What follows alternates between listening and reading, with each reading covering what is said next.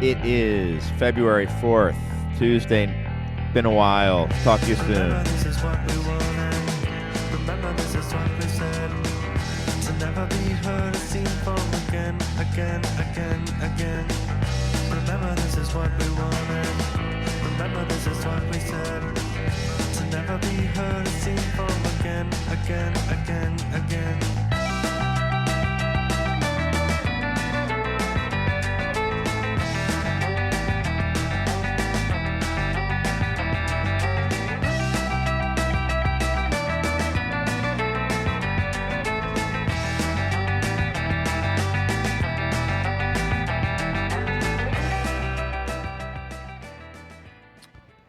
All right.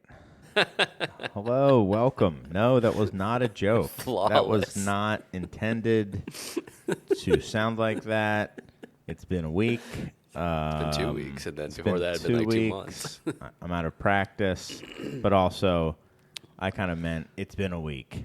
Oh, And, yeah. yeah. Yeah. And I am one of your hosts, Chris Quinn. Your other host is Mike Shillau. He's sitting across from me. Hello. We have the Fade Master, of course.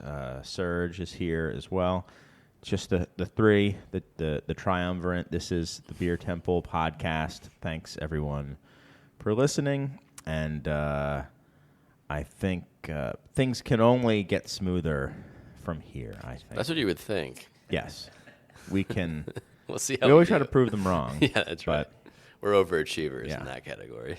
on the plus side, I am drinking a lovely Hill Farmstead Arthur. Ooh. Tasting very nice. Certainly tart, but still very drinkable. It does not, sometimes acidity kind of lends to drinkability. I would say that's the case with this one. Very nice beer. Beautiful beer. I had one earlier. Yeah. I see you're drinking a Rauch beer. I am. The Goldfinger Maplewood, not the Art History. Art History. Yes, we have two. Doppelrauch on Yes. the board up there. I'm a little smoked out. We had our Winterfest this Sunday. And Did you beer stock anyone's B-Wiz ASAP? We did. We did beer stockle some B-Wiz. And I just reeked of smoke. And so last year we destroyed our beer stockel. We literally caught the handle on fire. So I had to borrow Dovetails. They were super awesome and let us borrow theirs. And I have not yet told them, but we have also destroyed their beer stockel. What did you get to catch the handle on fire again? Well, with this one, we realized kind of what was happening last year, too. And last year, it just eventually literally fire. caught on fire Yeah. and just kind of disintegrated. This year, what we realized is I think a lot of people are taking what I would consider the lame way out, and they're just putting like a torch on the bottom of the stockel. We have an actual fire. We're putting it in the embers and getting it really hot, but So the whole the rod hilt. heats up, and I think it starts to cook the wood handle from the inside out, and it starts to char it, and then it gets loose. So the indication would be that you used wood to start the fire, and that wood was on fire, Yes. and that heated up the piece of metal so hot that the wood handle also Yes. wanted to be on fire. Correct. Yeah, Correct. took you 2 years. Well, no, it took me 1 year, and then I borrowed another one, and I was like, oh, well, theirs is made out of wood. They've used it a lot without any problems. Yeah. I think we go hard when we beer stock. Yeah, you are a limits tester when it comes to stockling. Yeah, both stylistically and materialistically. Yes. So were you stockling anything? Yeah, we stockled my son's Coca-Cola. Yeah. Yeah, What because is- he wanted to, he wanted in. Yeah. So he ran and got a Coke. It does not work nearly as well as the beer. We would have thought with so much sugar. Yeah. He says it tasted like a more mid Coca-Cola. I tasted it. He was right. Yeah. It did. Yeah. Well, I wonder if there's also so much acid that like Maillard reactions that cause that sugar to toast it's way harder to get them to happen at lower pHs. Maybe. I mean, there's also so much darn sugar in that.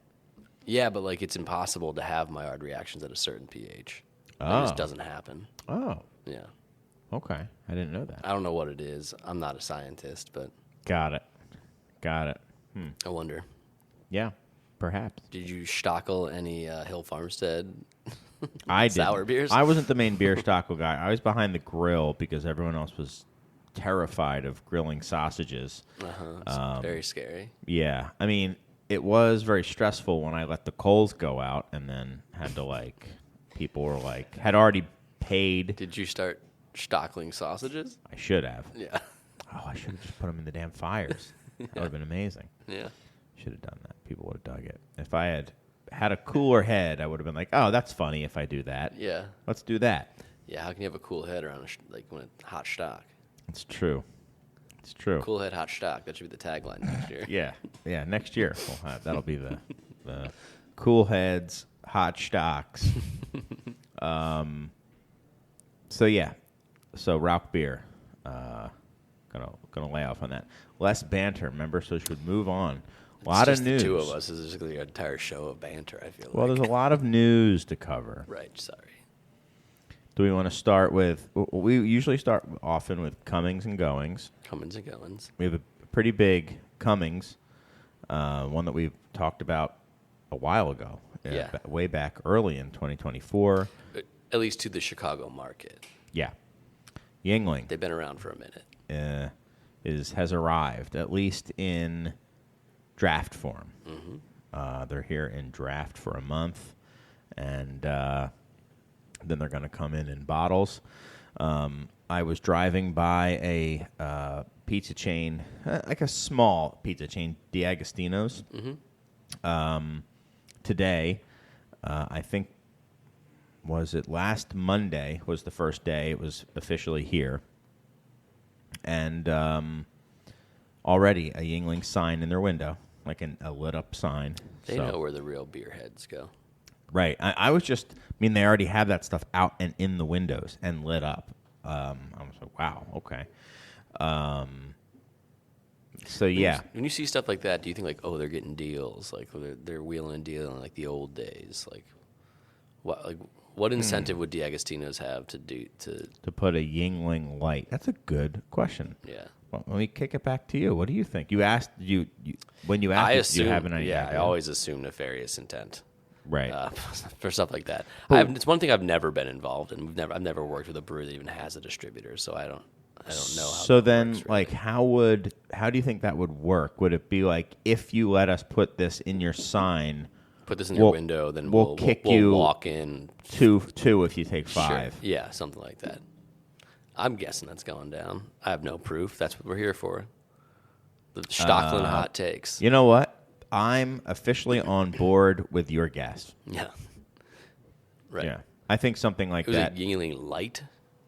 Nope, Neon this is just tube? Yingling, Oh, okay. Yingling Lager. I thought you said Yingling. A light. I interrupted you. Yeah, A sorry. light. Yeah, like okay. a backlit sign. Is there a Yingling Light? There's got to be, right? Yeah, it's called Flight.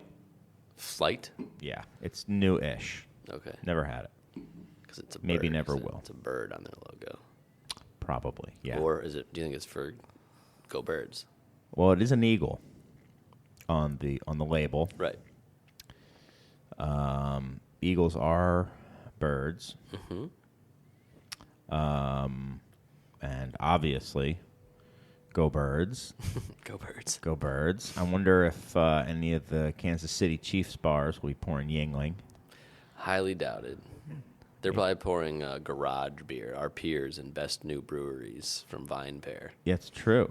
Congrats on that. Thank you, yeah. Me and Trav hang out.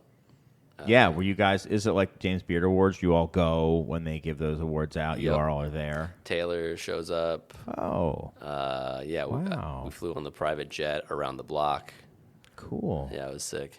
That's really cool. You just taxied No. around the block? Uh-uh. You Took were off. airborne. Yep. Wow, that's Yep. really cool. It's amazing what those little planes can do these days. Well, Yeah. Well, Ugh. congrats on that. Yeah.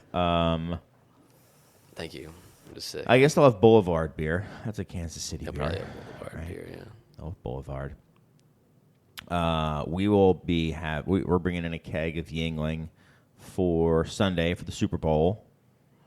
Good prices on those kegs. I would guess. What do you think a half barrel costs? Make a guess. I don't know.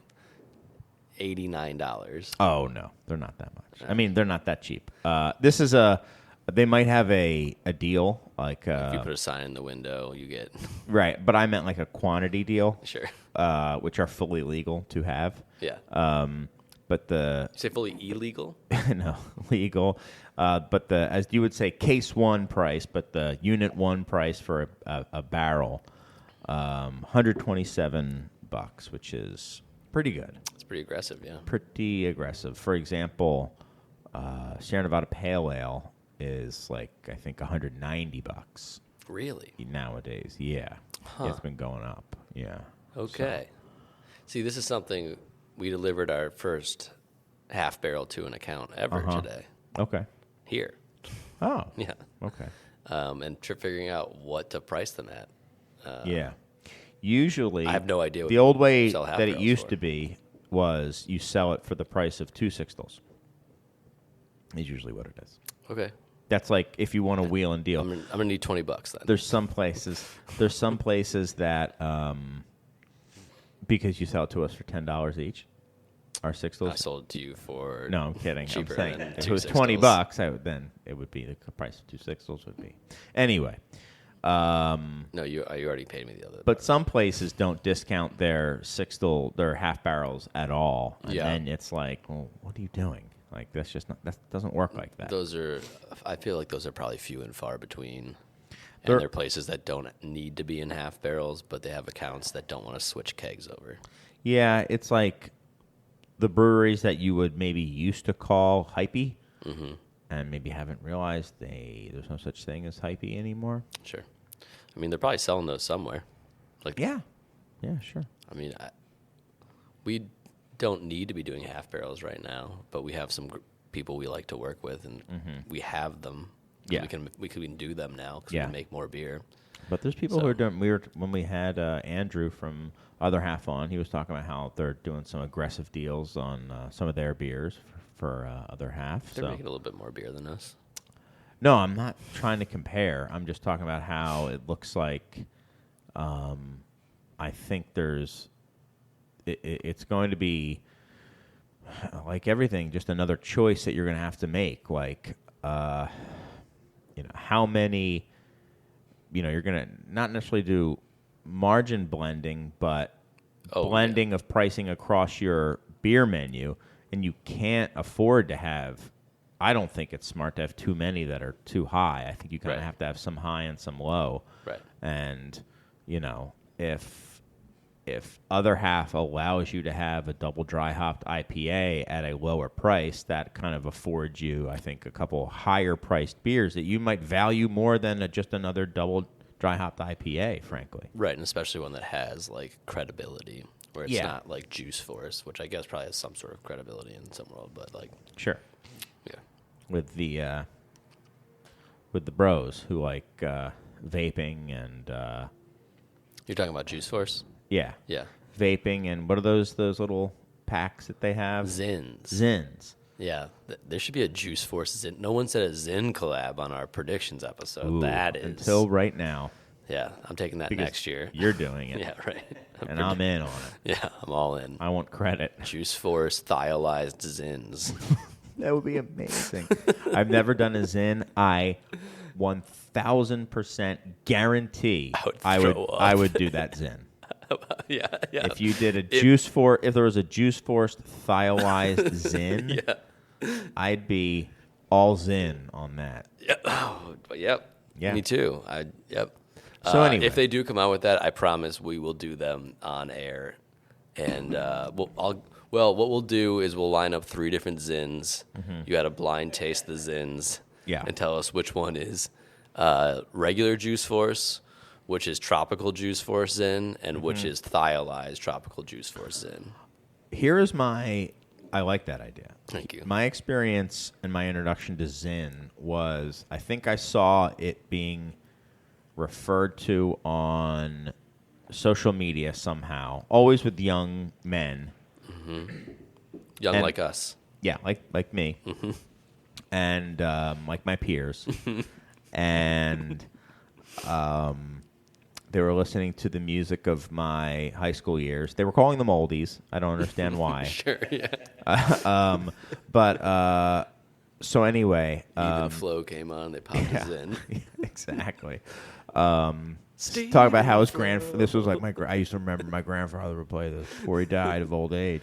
Jeremy smoking. Is smoking. Zin. Jeremy popped in. Yeah. A Zin today. No more banter, Chris. Okay. No, what I'm trying to tell you is this is how I learned about Zins, and then we're going to get back to Yingling for a little bit. Social media. Then I heard someone talking about Zins, and I was like, what are they? And they're like, oh, they're these like little white packets. And I'm like, oh, those are the things I've been seeing in the bottom of urinals. Yeah, like yeah, that's yeah, literally yeah. like I was like, oh, I've seen those things. I've been wondering why I've been seeing those little white packets in urinals. I was like, oh, got it. Okay, I know all I need to know about Zins now. Yeah. I'm fully up to date as much as I want to be. Yep. On those. Yingling, we talked about how it might be one of the only brands left that could potentially move the needle here in Chicago. So it'll be interesting to see if it does, if it just like dies, if it becomes like a nothing. I just don't think it is going to die. I think it's just going to kind of be here. The only way it dies is if they just don't care enough about to stay here, right? Like, Which is not how they operate. right. They don't go. You don't wait 160 years to go to a new market or whenever they started. Right. And then be like, yeah, it didn't work for the first month. We just hot dropped it with maca, and we're going to have to pull out. Right. I mean, I think they went into, again, probably highly inaccurate, but I think they went into Ohio 8 years ago and probably, Indiana 5 or 4 years ago. Yeah.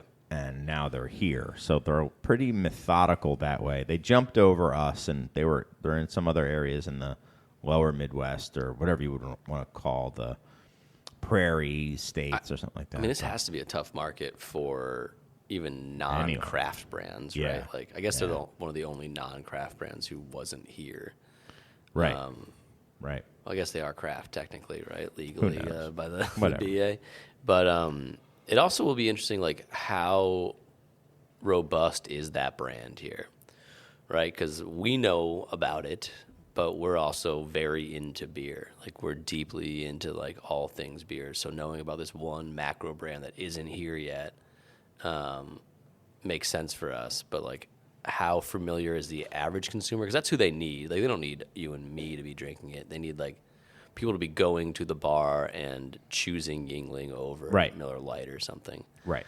We'll get some of that when Yeah. it first hits in package. Yeah. I think it's going to be bigger in package, frankly. But That's how I always thought I would be consuming it. I don't think I guess and long necks. I don't typically go to a bar and drink macro lager on draft, I guess though. So Yeah. I'm sure there's a lot of people who do. And with that aggressive pricing, there's plenty of places that will, swap it out for at least a little bit of time with some other option they have. Yeah. But my vision was always I'm going to a barbecue or something. Yeah. And I buy a 12-pack of Cans green or bottles. Yeah. Whatever. I don't know. It's curious. I was kind of bummed out that they started on draft, but Makes sense. yeah, I guess so. So yeah, they're here, and we'll see. It'll be interesting to see how all of that goes. Are you bringing in a keg of Boulevard for this weekend too to see do a fun little Side by side. who wins? Are there more Chiefs fans, or are there no Chiefs fans allowed here on Sunday? They're allowed. They're not wanted. Yeah. If I'm That's I mean, just I just full have to stop. be. Yeah, I'm not gonna. I do not want to be around people rooting for the Chiefs on Sunday. Yeah. To the point where if my own bar has too many of them, I will likely leave and go home. Because I thought you were going to kick them out. That would have been way funnier. no, I would probably leave because just, it's just not what I'm here for. I mean, Philly fans are known for being cool and level-headed and not throwing batteries at Santa Claus. Total made-up story. I think there's video, dude. No. That's snowballs at Santa Claus. It's not batteries. They threw batteries at the Cowboys. Okay. They threw snowballs at Santa Claus. You don't know they They didn't throw batteries at Santa Claus. You don't think one of those snowballs had a battery in it? I don't. I think it was in like the 60s or 70s, so I don't know if they had too many. People don't forget. No. You don't think they had too many batteries in the 60s and the 70s? Well, no, I was going to say, I don't know how many people were bringing in their little transistor radios and taking the batteries out in the 60s or 70s. Now they just throw their whole phones at Santa Claus. Yeah, or who knows what. I think it's gotten harder to throw things like that. Now they just throw snowballs, I think. But you can still make those very hard, as I've talked about on this show. My friend was at that game. One of them. I don't know if there's more than one. And he said it was messed up. Even he came back we were in high school, and we were talking about it in the cafeteria. And we were all laughing about it. And we thought it was cool, but we were all like, what the hell? Because they were running to the bathroom and running the snowballs under the sink. And then letting them harden into ice and then throwing them. That's sociopath. And that's, I don't know if it's sociopath, but it's definitely premeditated. Not all people who want to hurt other people are sociopaths. A lot of them are. I suppose, but I don't know. Santa Claus? No, not Santa Claus. This was the despised Dallas Cowboys. They would have done it to us. There just is no snow in Dallas. That's the only reason that they It's the only reason. Philadelphia cope I've ever heard. It's probably true. Yeah. Let's move on. Okay. You said no banter. Yeah, my bad. I will not have you besmirch the good citizens of Philadelphia. I would never. Yeah. So I would only say facts about them. Yeah. So there's that. There's a lot of news. A lot of stuff happened. Mm-hmm. Comings and goings. Here's a potential going. I guess it's gone. Up for sale, and that is Guinness, right? I mean, at least they're floating the idea. Diageo is floating out an $8 billion price tag for Guinness. Yeah. That's only 8 Lagunitas. Yeah, it's only 8 Ballast Points. Yeah. Yeah, right. And I think that's about right. I think their cultural relevance is about 8 times of what Sculpin was. Yeah, or Grunion. Yep. Yeah, exactly. Yeah. About it, roughly 8 times, right? It has 8 times the global reach. Maybe. History. I mean, but 7 and a there's half. no habanero Guinness, so you got to take that into account. That is true. So Maybe 7 times. 8 billion, yeah. It's the asking price. Maybe they get talked down. Right. Based on what Ballast Point went for. It is amazing just to think of what an iconic brand. Certainly one of the, maybe not the, but globally it might be the most iconic beer brand. Maybe. Like what else? Budweiser? Right, it's very American centric. Right. And what would Heineken? Yeah, maybe Heineken. But I think Guinness is more. But that's one of those things of maybe. Or Budweiser. When maybe. you're Diageo, who do you sell that to? So, okay, stop. Who's bigger than that? So wait. Doesn't necessarily need to be bigger. But you gotta have at least let me $8 ask billion. you a question. What is a dream scenario and nightmare scenario for the sale of Guinness. And then after that, we're going to think of what is a realistic, practical scenario. So what is your dream scenario? Let's start with the dream I scenario. just hope they don't fire the innovation team, Yeah, right. I would thought about this a little bit. So do Dream scenario. Yeah. Do you want to go first? Like a realistic dream scenario. No, dream. They sell it to me. Well, okay. And I get How to about drink all the like Guinness. something that is, if you stretch a little, it's feasible, or potentially, like it might be feasible, and it doesn't even need to be that. I mean, I don't even know where to start. Like, who buys something like InBev? Like, there's also one of those things where it's Diageo is not a company who's like, we need to maintain the creative integrity of this thing. Like, it's already been wrung out, and it's still, the thing that comes out now is delicious, right? So I'm not worried that they're going to like sell it and then someone's going to like cut all these corners and it's going to get like the quality's going to go down. I guess Like- it could happen. Like they could try to do all these different Guinness things. They've tried them and continue to try them a little bit in the past, but who knows? I mean, For me, I think it's the already- dream would be an Irish business. You too. Right. I don't know if, I mean, I don't think that's realistic, Bono. but some sort of like giant Irish company Like could Apple. buy it. Like, yeah, right. But you know what I mean. Like an actual culturally Irish company. Like a huge. Jameson. Like, what's a big Irish company? It doesn't even need to be in the alcohol space yet. It could just be a huge company who. Like, aren't they the biggest company in Ireland? Well, they're not in Ireland. It's Diageo.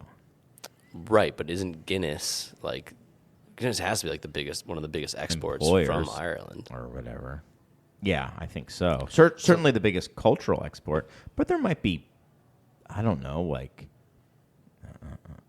other businesses in Ireland that can acquire an $8 billion brand in the entire country. Like, there has to be some. It doesn't have to be.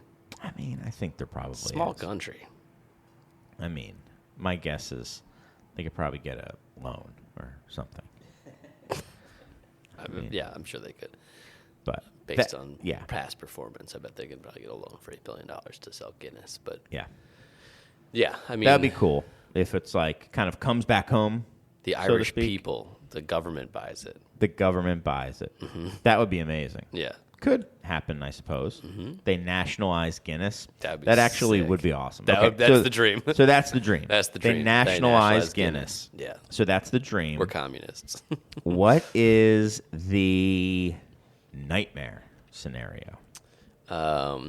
Probably Kings and Convicts buys it. No, I'm just kidding.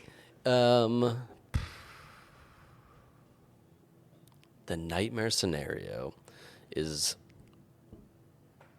someone who's going to try to like exploit the splitting the G thing, which seems like a very organic and genuine moment. I'm Also sure, marketing driven, I'm sure. of course. I mean, the Yeah. glass itself is marketing, right? Right.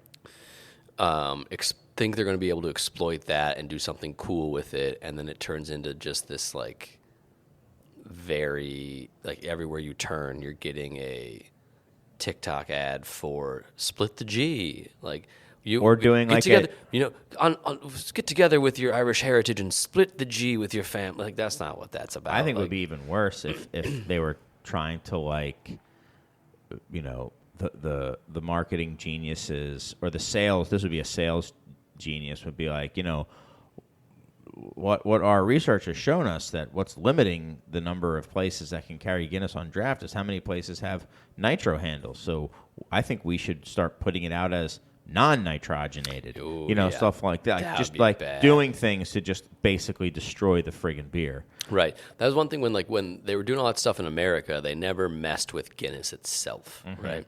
They did other nitrogenated beers. They made things Right. that didn't seem to fit into Yeah. the wheelhouse of what we think of Guinness, which is a very tight wheelhouse, I guess. But yeah, like you want to try it without the nitrogen. It sounds like a terrible Right. idea to me. Guinness Light, or what the hell would that even be? Okay, Somewhere there would be a but blend an of the owner. So that's what the non-alcoholic and owner the would regular do. But what kind of an owner would that be? Like I could see, Like Elon. right? I could see he wouldn't want anything to do with it. But I could see a. Man, it's sad to say. I could see like an InBev or something doing something terrible like that. Yeah. Like a place that like what's a place that would most want to like quote like leverage the brand equity in a short-term way? Like maybe like some of these places who've bought like Monster and like Fireman Capital. Yeah. Right. I mean, they're obviously not nearly big enough to do that, but like someone like that. Yeah, someone that's going to try to make a pre-mixed RTD of Guinness and Bailey's. That's all curdled already. Right. So someone like that would suck. But who is that? Because like when you talk about stuff like this, like Diageo is that company, and so like that, like they're that type of company, I think. And Guinness is still what it is, maybe because of, maybe Right. despite of Diageo. So who's like a bigger bad? Right. Like I don't a know. bigger thing that's a. I think the further away geographically from Ireland, probably the worse too. Just generally speaking. But it's probably really likely that if it's not going to be InBev, it's going to be a Chinese company, Right. But if it, like- or an Indian company. like if a or something. Chinese company bought it, that would really suck. Yeah. That would suck. Yeah. Just doesn't feel right. No.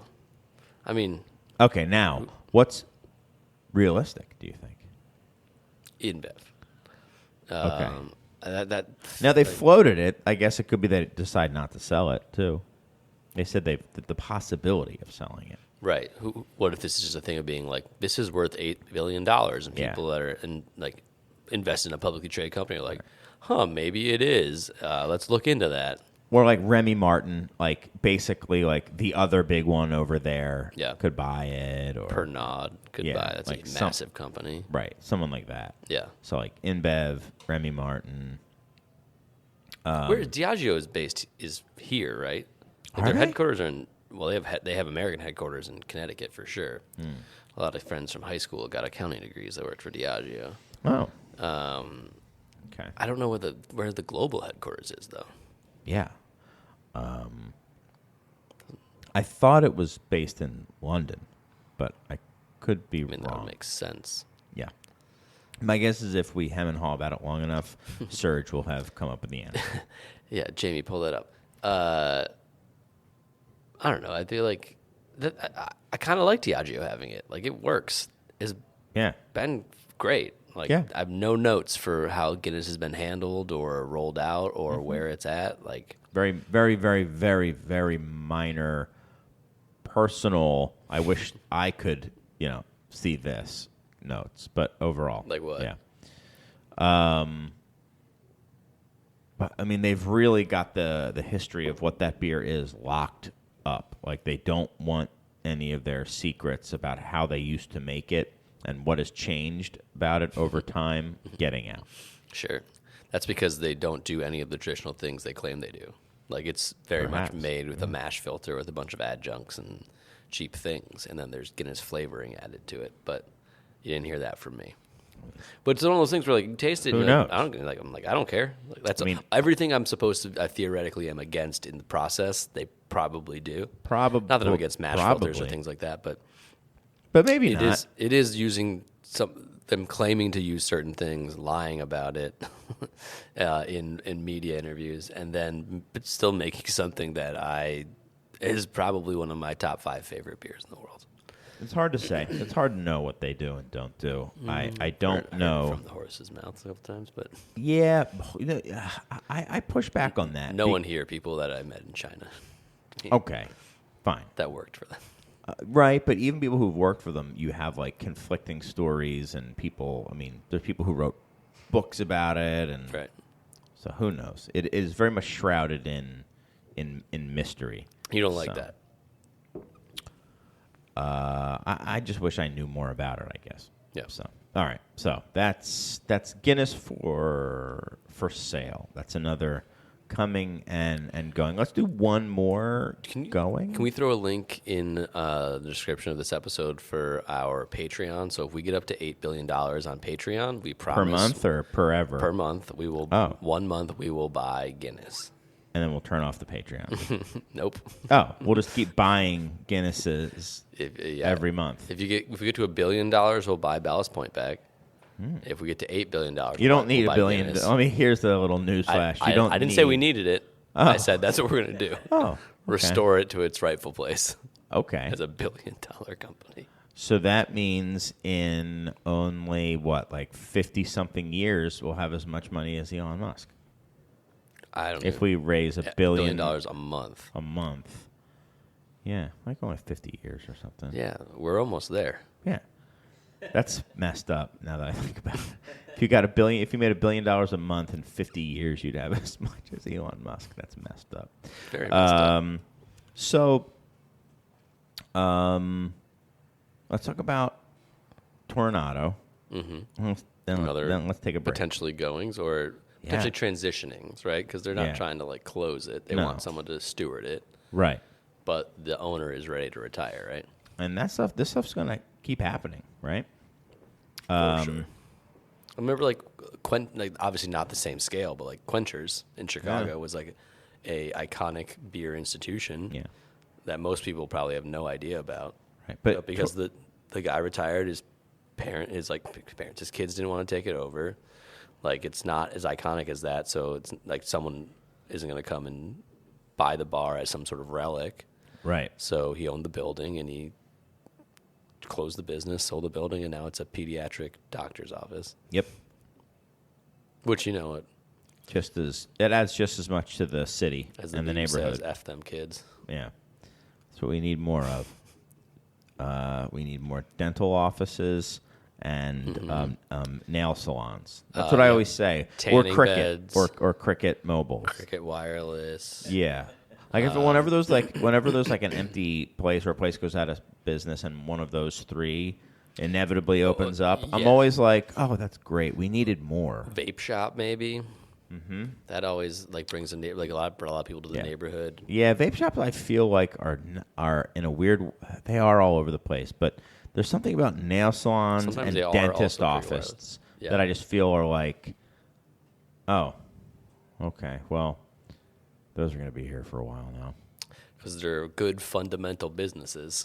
I guess, but they also just suck the energy out of neighborhoods. I Totally. But hey, we're rambling again. Yeah. So, that's what we do. Toronado, would you say that is the most famous beer bar in the country? It's up there for sure. Yeah. I would say that Hopleaf or Monks are probably like the top. Mm-hmm. The S tier. If we're going to do the YouTube Yeah. video where we rank beer bars for notoriety. 'Cause Notoriety. Obviously, the Beer Temple is Yeah, last. yeah.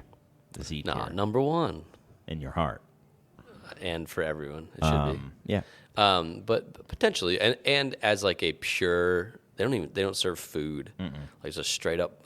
Does Monks serve food? Mm-hmm. So just as a straight up bar, yeah, I would say it probably is the most iconic Yeah. craft beer focused bar in the country. And has had like beers made for them, cable car, and Right. has been around for like so long, steeped in an area that was so steeped in beer. Right. So I would probably put that number one just for that reason. I think it.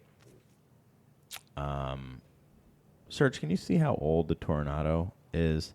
It might be the oldest of the three as well. Okay. As of that's 1978, That's the a car. Oldsmobile Oldsmobile Toronado. Toronado. Which is what we were talking about. So apparently it's for sale for only $16,000. Well, we Toronado. should buy that. Then. Yes. If the Patreons want us to. Yeah. So it might also be the oldest, and I think it definitely has. How old do you think that? When do you think that started? Because like Hopleaf is like 88. Million years old. No, it's 1988, not. 91. No, it's not. Yeah. No, it's not. No way. All right. No way. I Let think me it's go. like 30. It's 30 years old. So that would be like 94 or something like that. That's not that far off from saying it was born in 1988. Yeah. All right. So the Toronado opened in 87. So it's then in my mind, without a doubt, yeah, the most iconic now.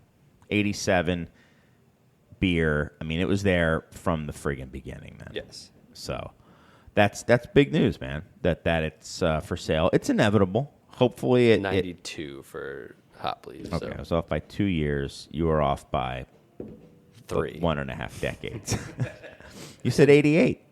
1992 Yeah. versus 1988, 1989, okay. 1988. Okay, fine. You were off by 4 years. 3 or 4 years. Yeah. 92. So, yeah. Pretty big news. Yeah. I mean, hopefully it doesn't. Someone maybe will buy it, I guess. I hope. I hope so. Like, San Francisco is so weird right now. And Maybe a tech bro will buy it. Maybe, and we'll have AI servers who give you the right amount of surly that you want. like Surly the Brewery, that'd be fine. Right. No, knowledge worker, customer service agents that they can do. Yeah, I mean that may. What's the worst case scenario? Is that the worst case scenario, or is Yeah. it like some That sort of that a like tech bro. chain company thinking it's valuable that they could turn it into something? But that's probably not a thing, right? Like at this point, like no one thinks they're going to take Well, Toronado there's no way a tech bro and chain would it ever out. buy it. Yeah, there's no way a tech bro would buy that. I don't know. A tech bro might buy it. And just because it's as like a plaything, oh, I like that bar, I'm going to buy it. Yeah, Fine. and try to improve it. That might not be the worst the thing thing- in the world. The thing about places like that is that you don't. But if someone- want to, yeah. if you try to like quote unquote improve it, you can break it. Like there's some. I disagree. Really? Yeah, that I- place. yeah. That place needs some improvements. I- Toronado needs to be improved. I don't know. Yeah, it does. If I go in there and like everything's clean and all the booths are like perfect, then that's it's gonna not- feel different. I don't know if that's how I would improve it. How would you improve it? Uh, If Tech Bro Chris buys it, besides AI replacing all the Yeah. servers, what would you do? I think that their casks are not served particularly well or cared for particularly well. Okay. When I was there, I think that their service is at times unacceptably bad. And To the point where it's not like that's mean. like the shtick. It's like actually like bad service. You're being a dick. Like yeah, like there's service where it's like somewhat inattentive and Yeah. gruff, and then there's service where it's like actively hostile to you. Sure. And I've had nice service there too. Yeah, But I've been there a couple of times, and I've had both experiences. Yeah. Fine service or just like actively like being a D-bag. well, I was there on one trip. I think I was there. We went 3 times. One time it was crowded. Bartender was cool. Second time, the bartender was probably as rude and jerky and like just wrong a bartender experience that I've ever had. I might have said it on this show before. Yeah, I vaguely remember it. It also involves you the ordered cask. You ordered cask, and I said, "Can I get the?" It was I forget. It's one of the breweries from like Berkeley. I think it's called like Moonlight, and they have a beer called Death and Taxes or something like that. But I don't think it was that Death and Taxes beer. Let's pretend it was. So I'll say, "I'll have the Death and Taxes," and he goes, you know what that's going to taste like, right? I was like, huh? He's like, like on a day-to-day, like on a day today, what that's going to taste like. And I was like, He means like a slow day, like the cask is going to be or oxidized. like a warm day, maybe, I think is what he meant. He just didn't want to pour you and then he'd come back and be like, it's flat and warm. And I was like, he didn't know who he was dealing with. And I said, are you talking about because it's on cask? And then he doesn't, then he just looked, then he immediately, when I'm trying to figure out what he means, because I wasn't sure what he meant. And then he just turns and just gets the beer. Says nothing, turns and gets the beer. There might have been a second little mini interaction there too. And I was like, what a dick. Just be like, hey, are you aware this is on cask and we serve it at ambient temperature? Oh, what does that mean? Or something. It's just like, he wasn't busy. Place was dead. Yeah. Guy was just a dick. Right. Just a dick. Right. Because let's say I didn't know. What if I said, no, what are you talking about? Well, I kind of did say that. Right. What are you talking about? Right. I mean, that was not. And then a third time I was there, the guy was just like, hey, man, I don't know. I'm just like the, whatever, let's say it was a Sunday. I'm just the Sunday guy, man. I don't really know about. I was like, oh, how's, do you guys get, my friends from, I was with Boston Joe, and they had Trillium on. And Joe had never seen Trillium outside of Boston. This was years ago, and it was a pretty big deal, especially way out there. And he's like, whoa, do you guys get Trillium, like, often? And he's like, huh? And he's like, Trillium, do you guys get that on? He's like, what are you talking about? I don't know. And we point, he's like, right there, you have it on now. Do you get this beer on a lot? He's like, I don't know, man. I'm like the Sunday guy. And we're like, okay. I mean, that's such a funny, like... So those are improvements. Yeah, I don't mean sure. to bash the Toronado. I was just saying it's the most iconic. It's just like different generations of beer bars and what you, as a proprietor of the beer bar, would want the people working for you to put across. And maybe it's like success has gotten them to a point where they don't need to be like hospitable. I mean, also maybe it's just that despite you being from Philly and throwing batteries at Santa Claus when you were 9, like we're Midwestern people now. And like, you and I get gruff every once in a while. Joe's from Boston. For being a little, right. But I'm talking lives about in Boston. Right. But I'm talking about that as owners or people that have bars where we want people to behave in a way towards people. I'll push back on that. I mean, that was just like when you're a dick and also like not right or not like you just look bad. Right. And like they should know that people are coming from all over the place. Like if I was at the Toronado, maybe more than like any beer bar in the country, if I was working there, I'd be like, there are going to be some seriously knowledgeable people coming in, and I'm not going to know who they are. So just like assume that Sure. that you don't know. But they've been doing it for like 38 years, and they don't care. They're like, I don't need that. And probably like, well, it's probably, there's a point where they had knowledgeable people who cared. And then they all worked at breweries. They all went and left, and they all became tech bros. Who knows? You're talking about how it got to be this way. I'm saying I derailed. I'm saying what you would do to some change new it. blood could make improvements there. Yeah.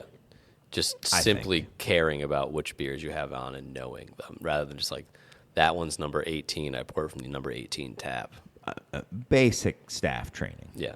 And basic kind of like, because, stuff like that, I think. But overall, I wouldn't change much, you know?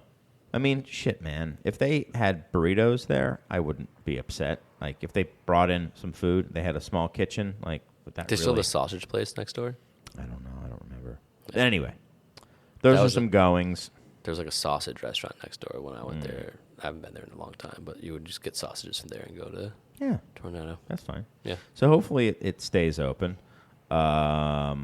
It'd be a bummer if it didn't, but What's your dream scenario besides you buying it? someone with like passion from the beer world who has a love for that place kind of takes it over and kind of fixes it up a little bit and gives it some TLC, but kind of doesn't change the essence of what it was. Vinny Treluzzo buys it. Sure. Someone like that. Yeah. Couldn't because of 3-tier, but Sure. gives up Russian River in order to buy Toronado. That's best case scenario. Yeah. But, somebody like that Yeah. goes and buys it, which I think is likely, or not likely, but certainly possible. Yeah, I mean, like, worst case scenario is no one does, right? Yeah. Worst case scenario is the owner's like, screw it, like, I don't care. Like, no one wanted to buy it for what I wanted for. I'd rather just let it die than Yeah. give it to some tech bro or something. Is that worse than tech bro? Is that worse than, like, let's say, like, Sweet Green buys it, like Right. the salad company, and they try to like optimize the efficiency of the staff without the training and without the stuff, like, and it's, Right. or it becomes kiosk. You order from a kiosk and then you get your beer when you. Goes from like cash only to cash prohibited. Is that worse than it just dying, than it going away? Well, in the second one, it also dies and goes away because it won't work, and then they'll close it. Right, So but that's- but is it better to go Jimi Hendrix, or is it better to be the Rolling Stones, or like or not Rolling? Maybe the Rolling Stones are a bad example, but someone who went like insanely corporate. Yeah, someone like that. Yeah, I mean, So Coldplay. I don't know. yeah. Yes, the Jimi Hendrix of our time, Coldplay. Well, no, they're not. They're the anti-Jimi Hendrix. Like, Yeah. they went as corporate as you possibly could. Sure. Maroon 5. Maroon Yeah. 5. We'd rather them like it only have the 30 Right. years of hits, or I think that it takes a big mental stretch for it imagining it being able to go Maroon 5, but let's just pretend. if anything's possible. Yeah, that's worse, I think. Yeah, I think I would rather have it. I exist as a thing that Self-pour. Had What if it some goes sort to it goes all self-pour, those Right. little self-pour kiosks? right. Keep labor costs low. AI. Technology, AI. You don't even get to order your own beer. You come in, you answer a couple of questions, and then AI is surly to you. It decide how surly they should be to you, and then you have to go pour your own beer. Exactly. The AI doesn't pour the beer. You still have to do that part yourself. Right. And then if there is sensors for alcohol as you breathe out, it's constantly checking it. Well, but and if you are over the legal limit, they have the cops waiting to arrest you as you leave. Yeah, that's the worst. They keep serving your own you. good. It's not like they cut you off for your own safety and well-being. They keep serving you, but it does ping the SFPD. And they place an air tag on you. And then they say, sorry, I didn't want to. Felt I owed it to you. Yeah. And the old Judge Smales line to you. I don't know what that is, but Oh. yeah, definitely. Yeah, I sent boys younger than you to the gas chamber. Didn't want to do it. Felt I owed it to them. That sounds horrible. Yeah. Yeah. That's our future AI overlords, for who I think are great, by the way, if this his recording is fed into the ChatGPT algorithm that ends up becoming the Everything will. yeah, okay. We have some letters. Why don't we take a break and come back, read some letters, and then we can go through whatever else we want to. Yeah. All right? See ya. And we're back with the Beer Temple podcast. We are your co-hosts. I am Chris Quinn, and across from me is Mike Shalau. We are also with producer / Fade Master, not necessarily in that order, Serge. And we buried the lead. Doppelbach. I forgot. Oh yeah. Carthart is teaming up with Lukr. Yeah. So Lukr is going Yeah, mainstream. as I said, Milko's for mechanics is, I think, that. Yeah. So what is the deal with this now? I don't know. I didn't read Do you it. I remember? just saw Carhartt getting embroidered with a Lukr logo, and I thought you would enjoy it, so I sent it to you. So okay, so you're the one who did it. We didn't No, even I get didn't. Lukr did We didn't it. even get the tariffs. Yeah. How much do you think the tariffs are going to be on Lukr embroidered Carhartt jackets? Something though? truly special for Lukr fans. We've taken the iconic Carhartt Arctic vest and giving it a unique touch. Our signature Lukr tap embroidered using a vintage chain stitch sewing machine.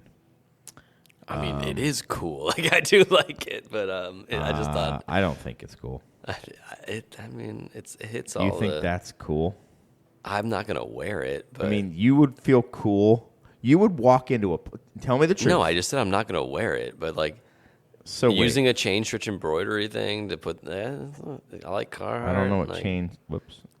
I don't know what chain stitch means. I'm sure it's the. I'm coolest, a sucker for I'm like sure old. It's the coolest form of the most authentic form of embroidery. It is. But yeah, as I said, but People can't see that, what your eyes were doing when you were saying it. I think they heard it in my voice, and I do. I am sure that it is like one of the hippest types of embroidery. There's no way, Mike. I said I wasn't yeah. going to wear it. Okay, well then why is it cool if you wouldn't wear it? I don't know. I just think there's something. It's not for me, but Okay. unlike you, I think people can have a good time. No, it's okay. So somebody walked. So this is a side thing. Somebody walked in wearing that, you'd be like, cool. There's no. Well, because I'm friends with you, the way. first thing I would do is say I need to take a picture of that, and then I'd ask them if After I that. could. I'd ask them if I could wear it. But would I think it was cool? I don't think anyone's gonna walk in wearing that to like our tap room if it's not someone I know. Like the odds of someone wearing that into the tap room that I don't already know or am not aware of, that person could be wearing it. It seems like 0%. Okay, let's say. I'm not going to tell and I'm Tom not- Beckman he doesn't look cool because Right, exactly. I was just gonna say, let's say Tom Beckman Yeah. comes in wearing that jacket embroidered that way. You'd say, you look cool, Tom. There's no way, man. I don't know. You'd I be don't think like, he wouldn't look all right. cool. Oh, okay. Yeah. Don't put your feelings into my mouth. No, Like, I'm not. I do think that's what you would be like. you think?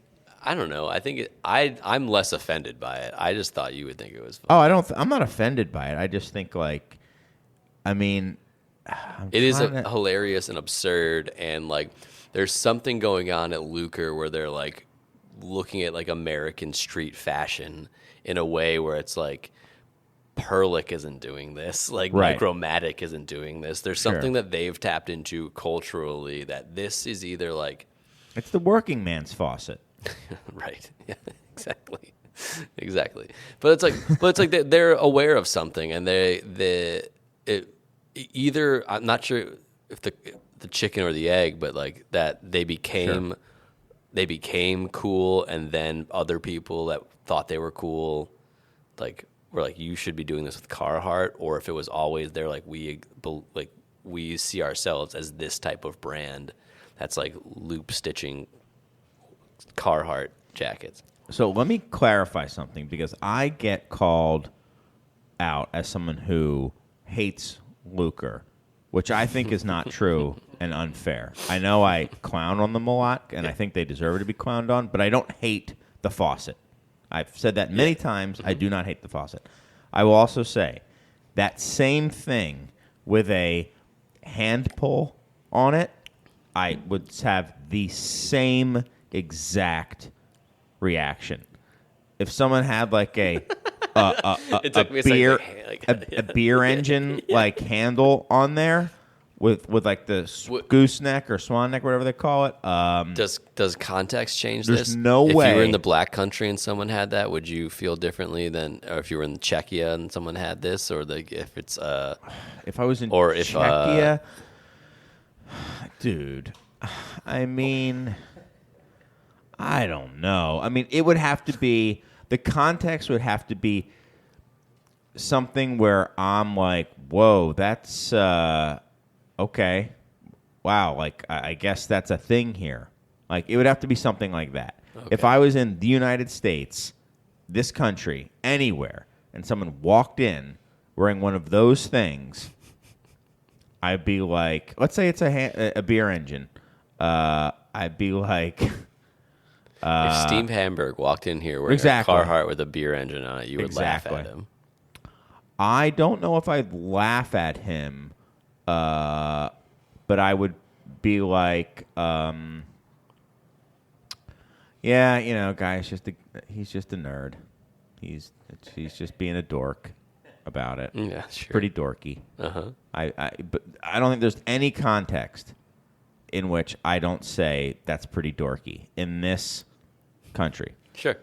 Yeah, but we're fucking dorks. Sorry, Serge. We're into dorky things. Fine. But that's just a This dork. podcast is dorky. That's just a dork too dorky for me. We're 3 dorks right now. Dude, a chain stitch embroidered Carhartt with a beer faucet on it. It's a Mad Libs. It dude. is like it's a Mad it's Libs. insane. It's a Mad Libs. It is just. It's so, a Mad Libs of hipster Brooklyn beer culture. So like that's what I'm saying. So I the beer engine thing or whatever like people think that I'm like obsessed with, like Birds. from a faucet standpoint, like. Maybe there could be a brewery where I'd be like, oh, that's neat. They had those made. Like if there was like a Sierra Nevada one with the Sierra Nevada logo on top, I'd be like, yeah, that's cool. Yeah. Why is that cool versus? Well, I know why. Because one is a beer faucet. I mean, Yeah. and also that it's Carhartt. I mean, even that makes it worse. Do you think Carhartt knows, or do you think they just bought these? I think they just bought They them. just bought them Yeah. and they're putting it on They there. just bought It's not a them. collab. They're just No. like, we'll buy you a Carhartt and we'll stitch it ourselves. Yeah, exactly. I think that's what it was. Are they giving them away? I think- didn't read the body. I of think it. I think as the kids would say, it's cringe. It's cringe. Yeah. It's low key cringe. It's low key cringe. It's I not d- high key cringe. I've just heard when something is actually something, you just say it's low key. Well, no, high key is like it's obvious. Sure, but that's not how my kids use it. They just use it as For real. is. That is low key cringe. Just like so, it might as well just be a like it's just a filler word. It doesn't mean that is. That's low key annoying. That is annoying. We should definitely be the people critiquing fashion. We're now talking about what does low key mean to Gen Anyway, like Z. I said, I buried the lead. Carhartt, they are being individually made. They have limited supplies. Every vest is one of a kind, and it's available in limited quantities, made to order. What's Find it the- in the merch section at www.lukrfaucets.com. On our Patreon. That is not a call to action. On our Patreon, we do accept Lukr faucet embroidered Carhartts, and they can send those to what address, Chris? 3173 North Elston Avenue in Chicago. That's 60618. And yeah, just send it to anyone's attention that you want, and I hope it'll they send be us- I hope it'll they be send you fine. one. There's no way. That'd be There so is awesome. no way. You'd have to wear it Now, if they send it to you. how much do you think? How much do you think they cost? $273. Okay, I have literally no idea what a Carhartt I don't vest. know. Well, who cares what a Carhartt vest costs? So how much does a Lukr faucet embroidery This cost? site's giving me low-key anxiety attacks right now, just looking at this place. How much money do you think they're spending on branding like this? A And lot, How many man. more Lukr faucets are there to sell? You know, like I mean, geez. we've got to reach peak Louise. Lukr soon. Yeah. But I guess you and I were wrong. The prediction episode last week was that it's going to be straight Lukrs for everyone. Well, it will be. They're getting New York Times placements, It's true. They are. so Would it be under maybe accessories? Maybe we're the dummies. That's like a wearable, not an accessory. Would be like a. Oh, there it is. How much is it, You sir? found it. Oh, it's cheap. Yeah. It's it's in euro, so it's 140 euro. That's not cheap. Oh, I thought you said it was $200. Well, I thought that would be expensive. Oh, Like, I don't know. yeah. Okay. Okay. So It's $145. $145. That's not. I don't know how much a Arctic vest from Carhartt is normally. I'm not a vest man. I got arms. They get cold. Can't afford not to.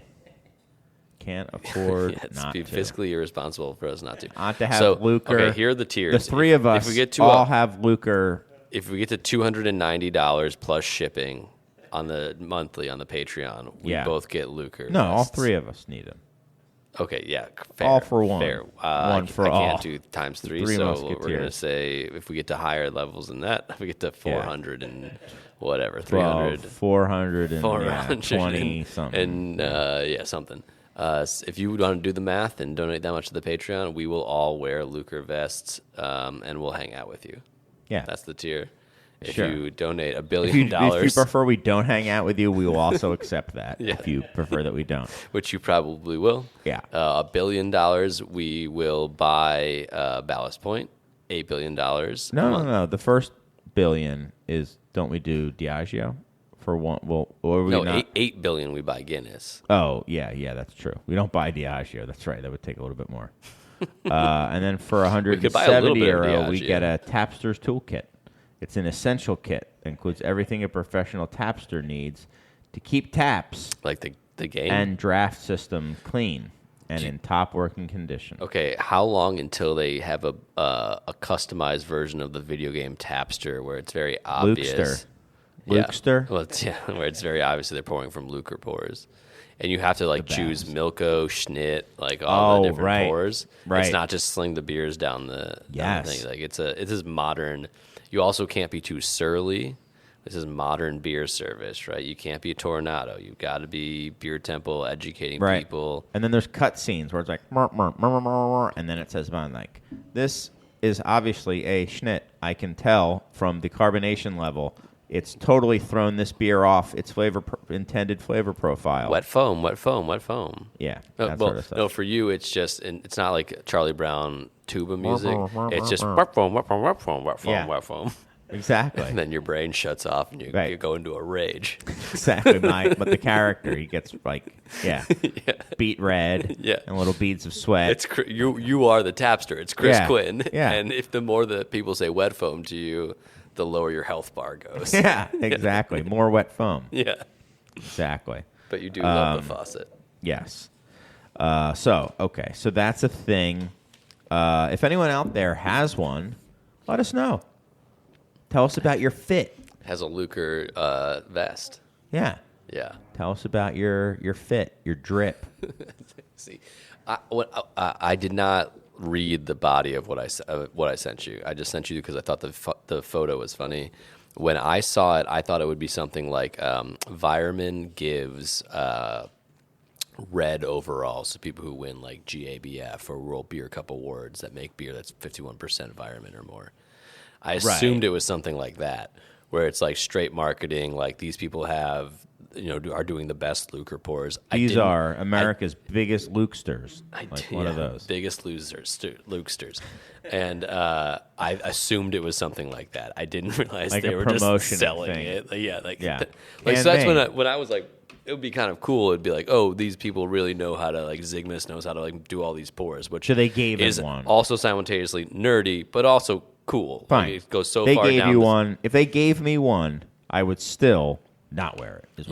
If they give you one, you have to wear it. Hell no, I'm not wearing it. Come on, I'm not going to do it. Don't be a party. I'll put it on for them that day, and then I am not going to wear it again unless I pick the stitches out. Well, if they say they want to bestow you with a Lukr embroidered vest, you tell them that you wear a small, maybe a medium, get a little bit bigger, and then you give it to me because I'll wear it. Okay.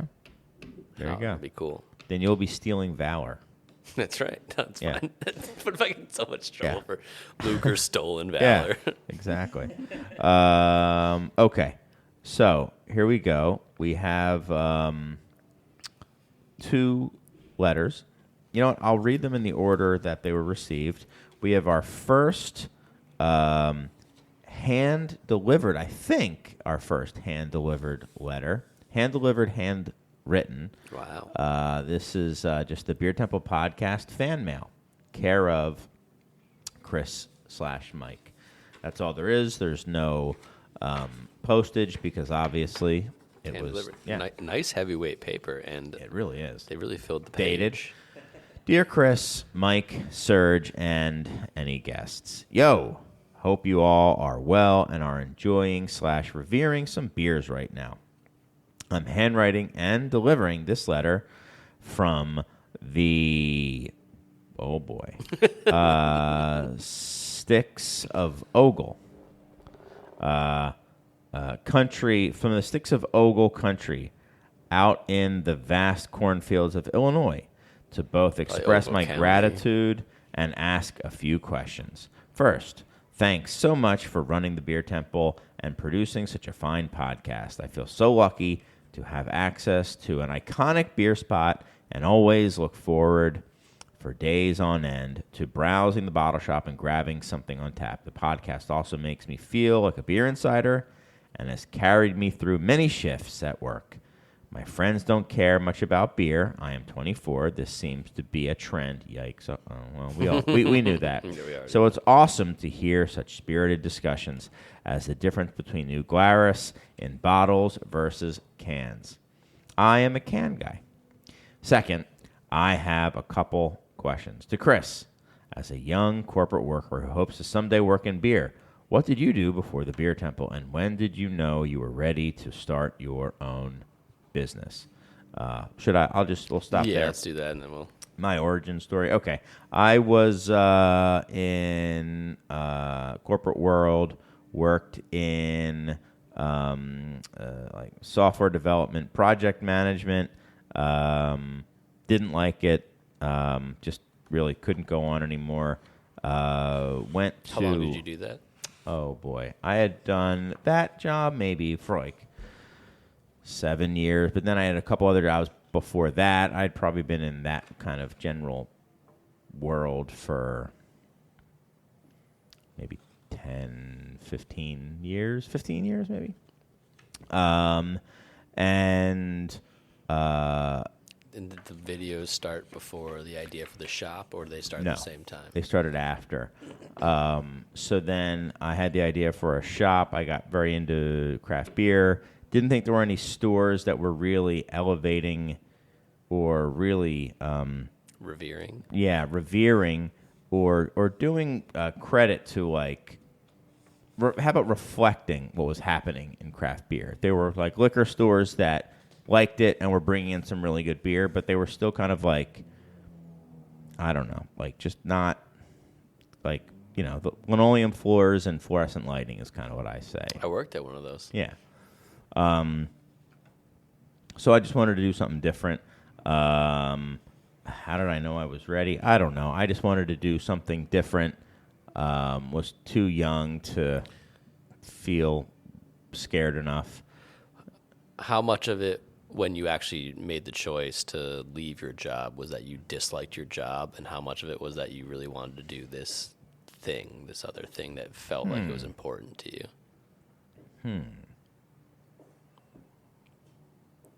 It was a combination. 60-40 or 90-10. It's so long ago now that it's frankly hard for me to remember how I felt at the time exactly.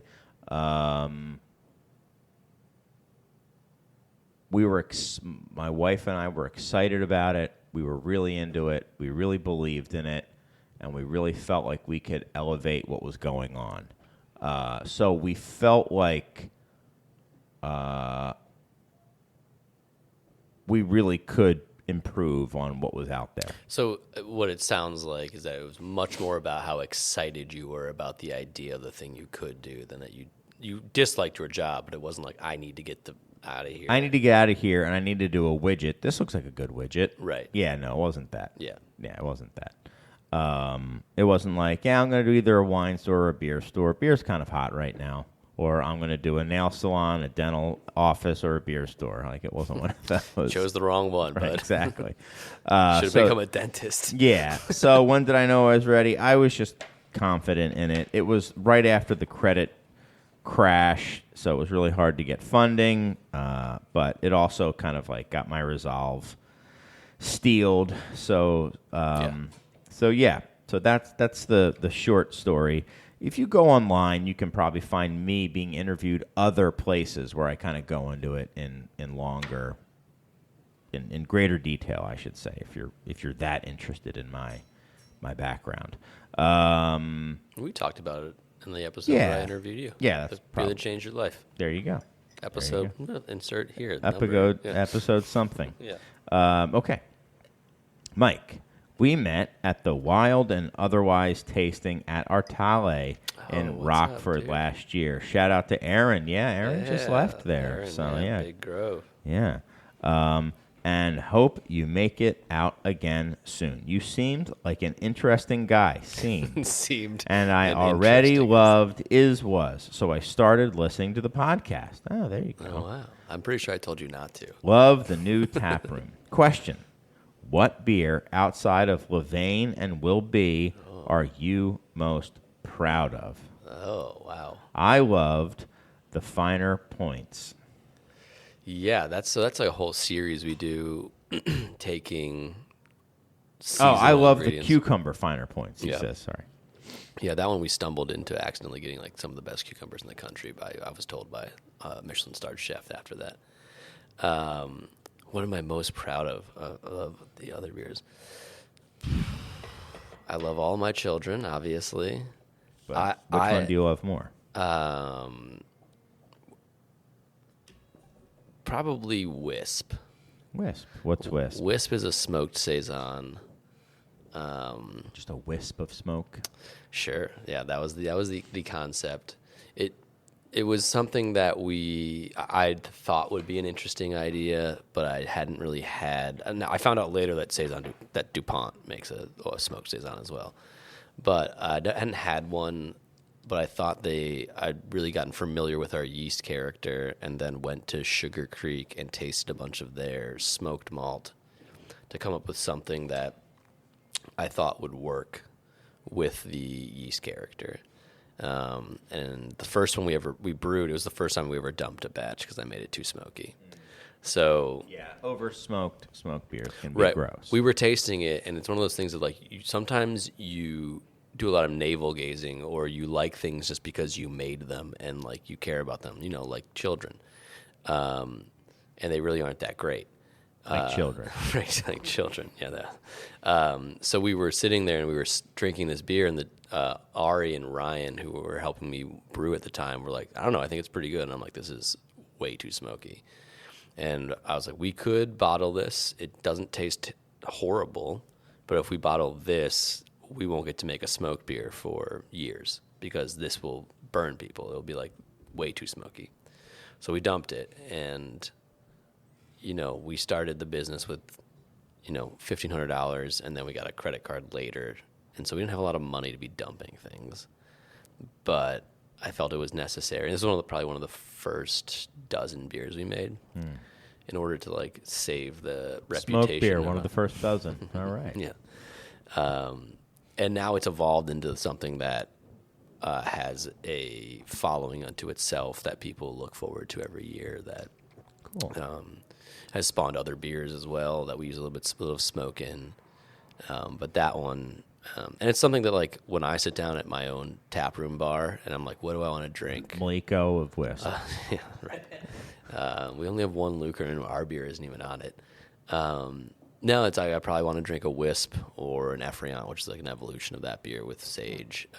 And it's like kind of a small basket that no one cares that exists, but I think we made it the shot. Well, thank you for the answer. Thanks again, and be well, Lou, is how he finishes it. But then he says, P.S. Shouldn't even read this. P.S. Chris's defense of what happened in Germany was weak. I call mistrial. What the hell are you talking What does that about, mean? Lou? My defense of what happened? He knows that you peed the bed, dude. My defense. We all know it. Your My defense, defense of what happened. your defense is that I didn't do it. Yeah, I didn't do it. I was in a different room. After you had peed the bed. Then why was I dry? Exactly. Hey, need to have some DNA testing because I would be exonerated. Well, thank you, Lou. Despite the postscript, we have another letter. Came in a very colorful envelope. This one came in the mail. And again, if you send us actual letters, guaranteed that we will read them online. If you email us, and all that information is in the show notes, good chance, but not 100% chance that we will read that. But if you send us a family Christmas card, we Yes. definitely will read So it. this is a family Christmas card. It's not a Christmas card. It's a Happy New Year card. Oh, sorry. So Holiday card. It's a holiday card and kind of a year in review from the Paulies. But it came with a letter. What's up, Danny? Handwritten. And it says, Chris and Mike, felt like you guys deserved your first holiday card. Over the years, you've discussed comparisons between wine and beer in terms of pricing and the consumer's perception of what is quote-unquote high-end. Curious if you guys talk about the differences in margin between wine and craft. Curious if you guys could talk about the differences in margins between wine and craft beer. Love the show, shop, and beers. Cheers, Danny at Hip Hops. So thank you, Danny. Margins. So craft beer margins at retail are, we keep them between 25 and 30% is what we try to hit. Sometimes we'll go a little below 25, but not too often, which I think those are definitely craft beer margins. They are not macro beer margins. So for macro, we'll be below that.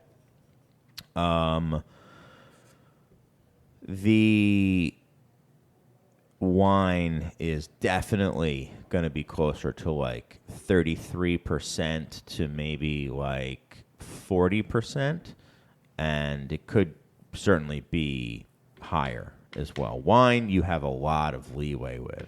Right. I mean, there's some places that definitely do like 50%, I think, as well. Yeah, and when you get to on-premise, Well, packaged, shoot, then it's like packaged things, and like it's insane. wine can, if you think about it as like 500, what's think. the ceiling of like how much you could charge for wine? Sometimes it's the ceiling, the limit does not exist, kind of thing. So Well, like right. certain For a wines- bottle, it's usually going to be 3 times retail, not 3 times wholesale, I think. It's usually 3 times retail, I believe, I think. something. I should know that a lot better.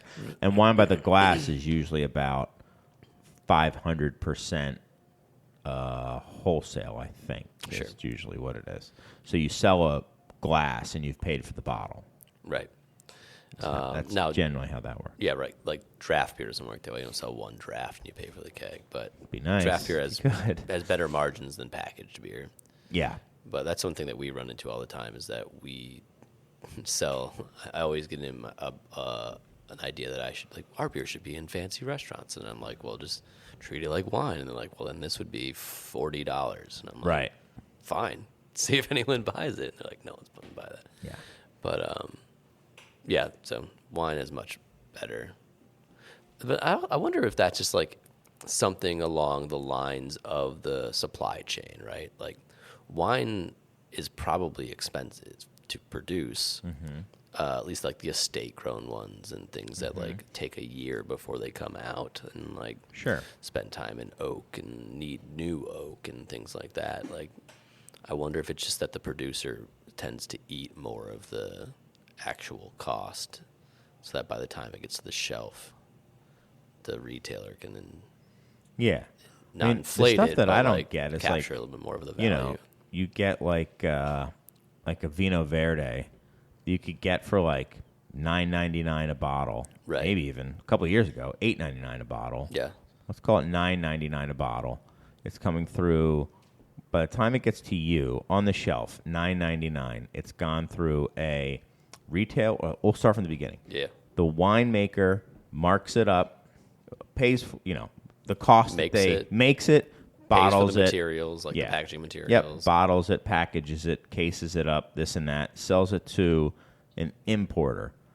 The importer flies it, ships it over. To Probably not whatever flying, country. yeah. And that's why I said ships it over to the United States. It's then distributed by the importer all over the country, or the distributor picks it up from the importer. Two distributors, yeah. Two distributors all over the place. The distributor, so the importer marks it up. They make a profit on that. They pay for it and get a profit. The distributor then brings it to their warehouse, stores it, has the sales force, sells it, delivers it, pays for those costs, and marks it up.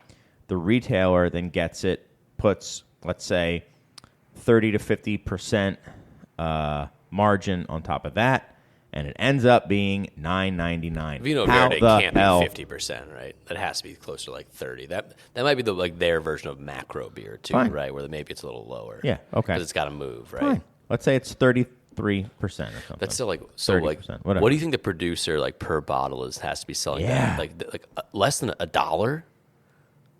I don't know. Like You really think it goes up 10 times? It can't. It can't go all up 10 those slices times. being taken out? If everyone's taking 20 to 30%, Maybe $2.50 or $3 a bottle.